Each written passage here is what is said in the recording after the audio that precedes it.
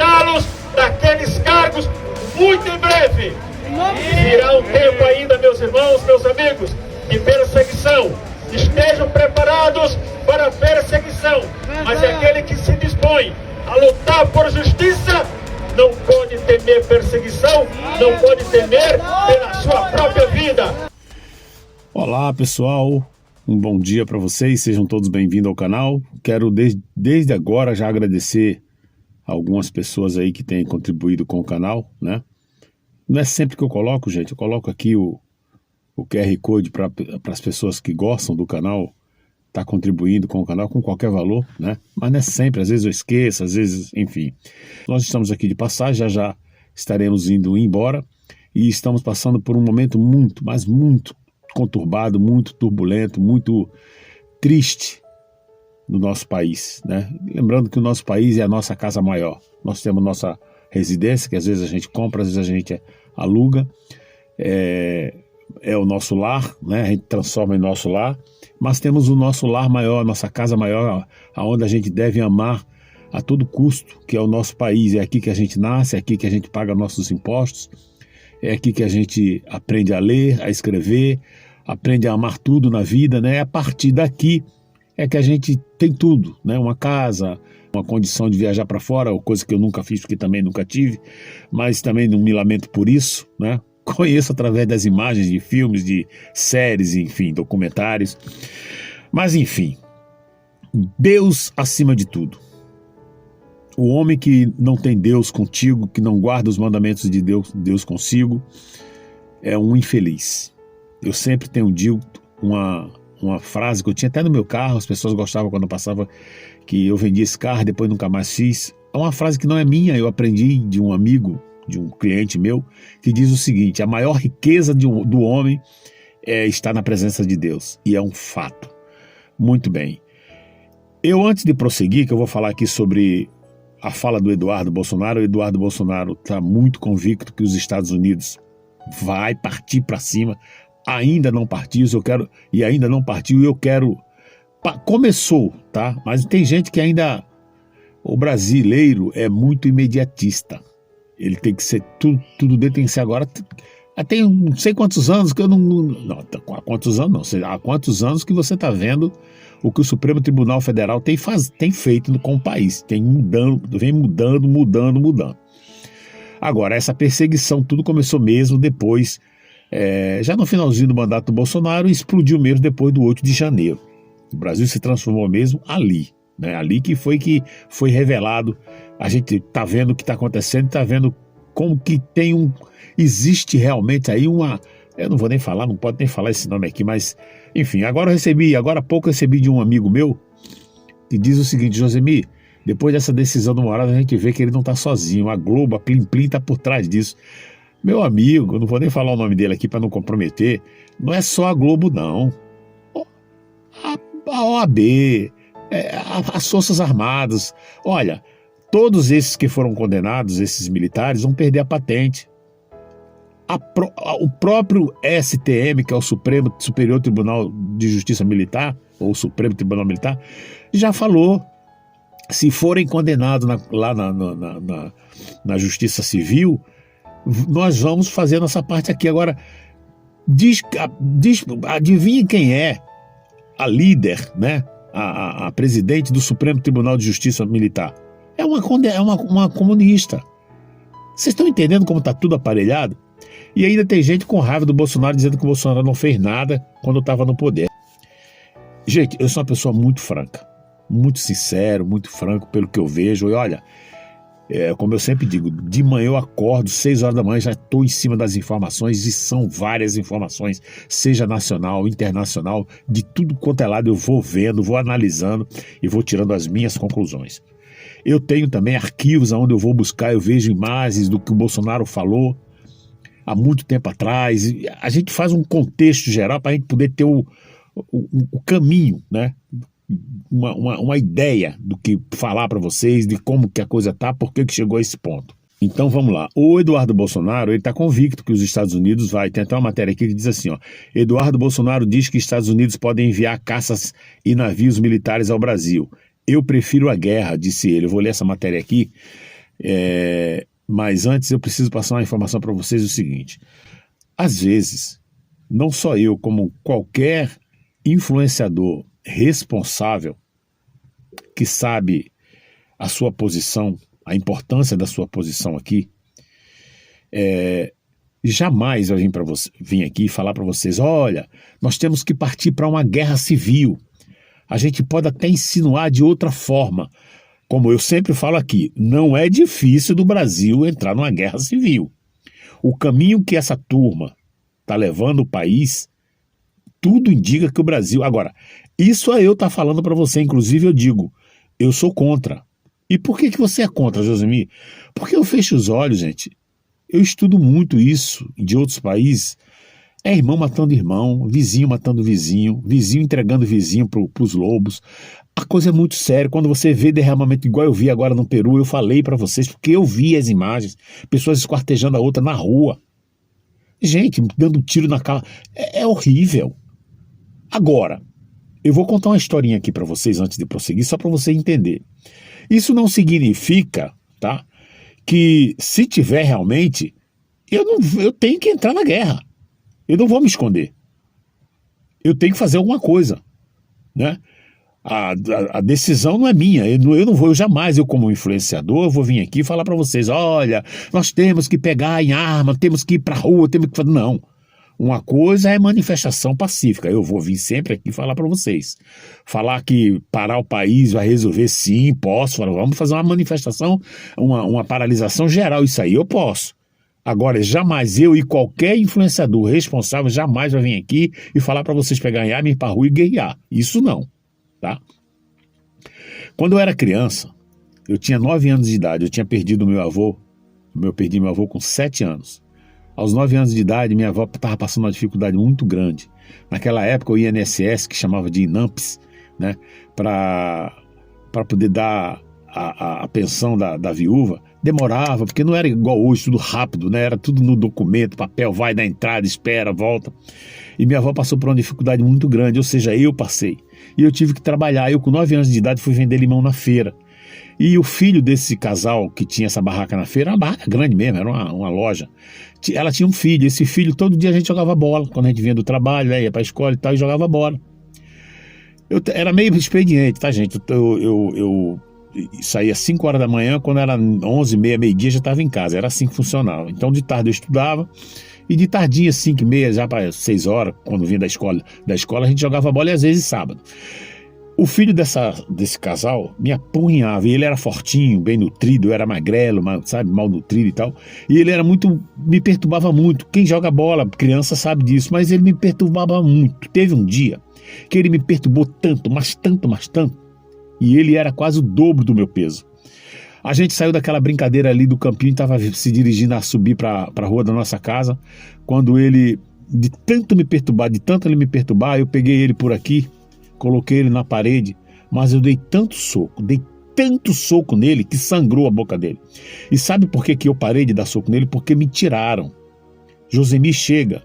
Eu fiquei muito nervoso, aquilo ali repercutiu, a rua encheu, o pai dele foi na casa da minha avó e imediatamente me mandaram embora, eu não queria mais saber lá, rachou a família. Ele morava numa casa, depois morava umas 2 casas, depois morava o meu tio, que era policial civil, e 5 casas depois era a casa da minha avó. Morava todo mundo na mesma rua. Olha a situação. Agora, o que chama atenção nisso? Você está vendo como as pessoas que não gostam de briga, não gostam de guerra, é pacífica, mas tem uma hora que não dá mais? É isso que eu quero que vocês entendam. Né? O cara tão calminho, fala sempre com coerência e tal. Tudo no mundo tem um limite. Agora, o que chamou atenção nisso tudo? Ele tinha o dobro do meu peso. Ele era muito mais forte do que eu. Muito mais bem alimentado, mais bem nutrido do que eu. Mas na hora do ódio, da raiva, não existe isso. É quem está decidido a matar ou morrer. Essa é a questão. Dito isso, vamos lá. Eu vou ler essa matéria aqui para vocês.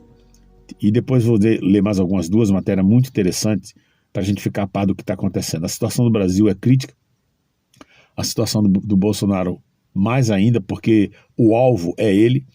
Eu tenho falado para vocês, né, para a gente ter fé, para a gente esperar, que tem gente que diz que os Estados Unidos não vão resolver o problema, tem gente que diz que vai, né?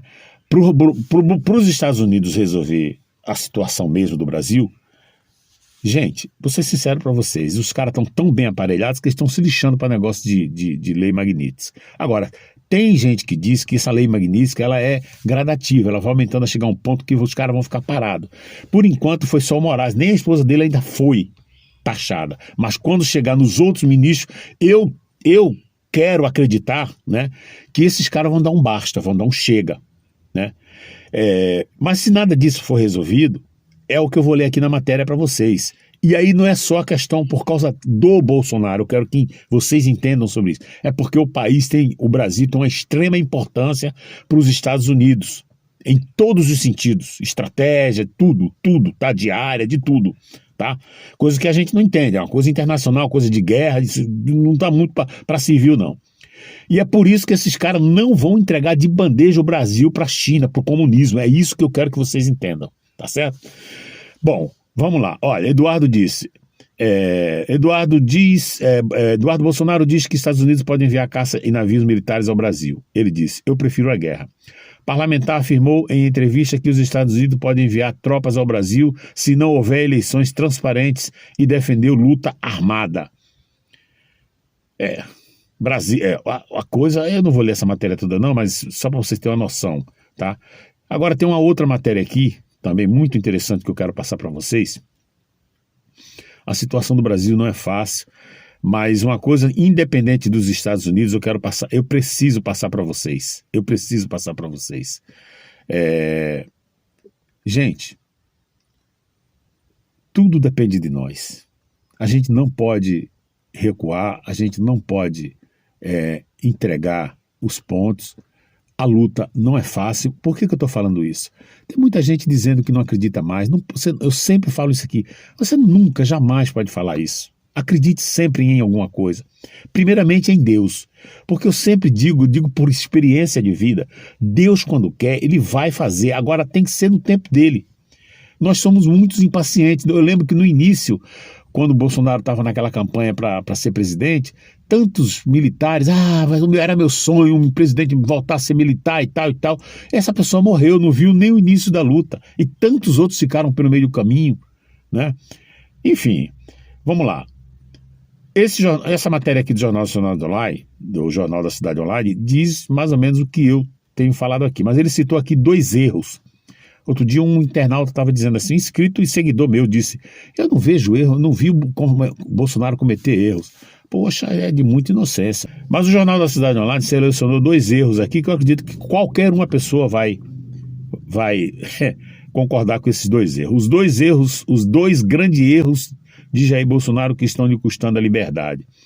Ele está citando aqui os 2 ministros que o Bolsonaro colocou lá. A gente para e pensa, meu Deus, por que ele não colocou o Magno Malta como vice-presidente na época, né?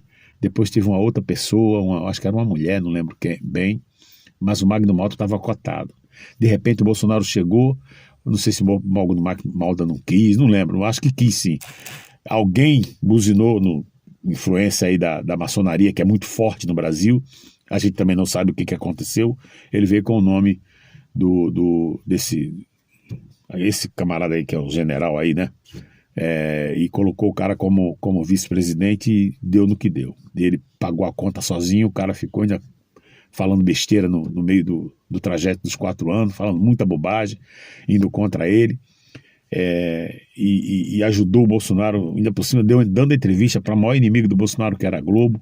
Só Deus sabe o que esse cara falava por trás dos bastidores. Enfim. Ali também, para mim, foi um erro. Agora, por quê? Bolsonaro estava novo ainda, vindo como presidente, eu não sei. Ele sempre dizia que não tinha negócio de tomar lá da cá. Ele era um cara muito durão e ele fazia as decisões dele. Então, mas eu não sei o que estava por trás daquilo para ele colocar o Mourão como vice-presidente, tá? Essa é a verdade. Mas errar, todo mundo erra. Eu sempre falo aqui. Agora, você dizer... Eu fico triste quando eu vejo uma pessoa falando, não vejo erro no Bolsonaro. Eu falo, rapaz, e de santo erra? Santo não é Deus, não erra, não. Fala sério, né? Bolsonaro não é santo, Bolsonaro não é Deus, assim como nenhum de nós, gente. Vamos ser sinceros, vamos acordar para a vida. Muito bem, então aqui ele está se referindo a esses 2 ministros da Justiça que o Bolsonaro, Nunes Marques e o André Mendonça. Teve que vir um... Tá certo que o cara não fazia parte dos 5, mas há quanto tempo esses 2 caras estão lá e nunca se levantaram contra o Moraes? Parece que tem medo. Gente, eles são ministros. Se ele bater na mesa e falar assim, não, eu não concordo, você papai, deixa o bicho pegar fogo. Eles também são ministros, vão fazer o quê? Só não pode xingar o outro, chama o outro, né? Mas igual o outro fala com educação, Vossa Excelência está errado, mete o pau mesmo. Mas não, nenhum dos dois covardão, nenhum dos dois falaram nada. Agora que um pouquinho se levantou e tal, mas é muito pouco diante da lei que está na fogueira. Vocês dão para entender por que essa matéria aqui também está correta? Pois é. Bom, eu vou terminar o vídeo aqui, gente, lendo uma matéria para animar vocês, tá? Eu não sou desse negócio de ficar... Eu falo o que é real, o que é verdade, o que é fato, tá bom, gente? Eu não gosto de ficar iludindo ninguém. Se eu estou falando para vocês é porque eu estou convicto. Eu tenho essa convicção comigo que a gente vai resolver a parada. Não é questão de porque... eu estou querendo ganhar like. Tem gente que fala, porque você quer para ganhar like. De jeito nenhum. Se eu quisesse ganhar like, gente... Eu já tava... Vocês não têm noção. Existe várias artimanhas, título, capa, né? Enfim, para começar, não ia nem fazer vídeo longo, ia fazer vídeo curtinho, que é o que inclusive o próprio YouTube recomenda. Olha, o Paulo Figueiredo fez uma publicação, ele fez uma republicação aqui do congressista Rick McCormick.